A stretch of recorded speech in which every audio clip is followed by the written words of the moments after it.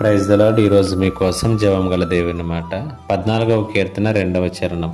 వివేకము కలిగి దేవుణ్ణి వెతుకువారు కలరేమో అని యెహోవా ఆకాశము నుండి చూచి నరులను పరిశీలించెను. ఈ మాటల గురించి మనము ఆలోచన చేద్దాం.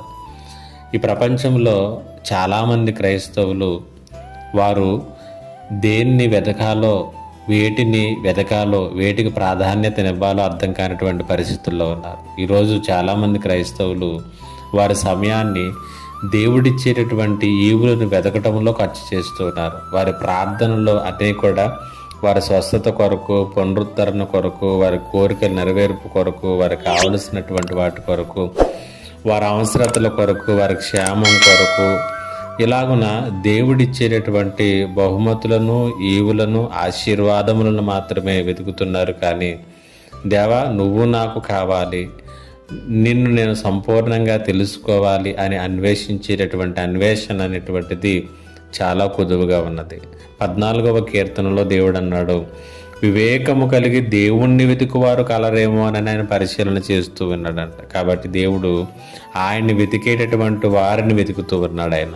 దేవుడు అన్నాడు, నా రాజ్యమును, నా నీతిని మొదట వెతకండి, అప్పుడు ఇవన్నీ కూడా మీకు అనుగ్రహించబడతాయి. ఆయన పేరు పెట్టబడినటువంటి ప్రజలమైనటువంటి మనల్ని మనం తగ్గించుకుని ప్రార్థన చేసి దేవుని ముఖాన్ని వెతికితే అప్పుడు ఆయన మన ప్రార్థనలన్నీ కూడా వింటాడట. కాబట్టి వెతకవలసినటువంటిది ఎవరినో మనం అర్థం చేసుకోవాలి. కాబట్టి ఈవులను కాదు, ఈవులను ఇచ్చేటటువంటి వాడిని వెతకాలి.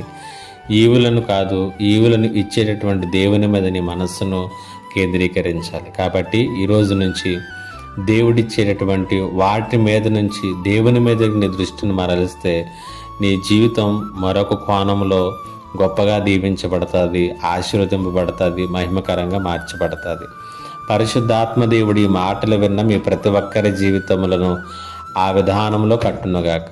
ఆమేన్. ప్రార్థన. మా దేవునికి వందనాలు. ఈ మాటల చేత ప్రతి ఒక్కరిని కూడా బలపరిచి, నైనా ఈవులను కాదు కానీ ఈవులనిచ్చే నిన్ను వెతికేటటువంటి వారిగా మమ్మల్ని ఉంచమని యేసు నామములో అడిగి వేడుకొనుచున్నాను తండ్రి. ఆమేన్.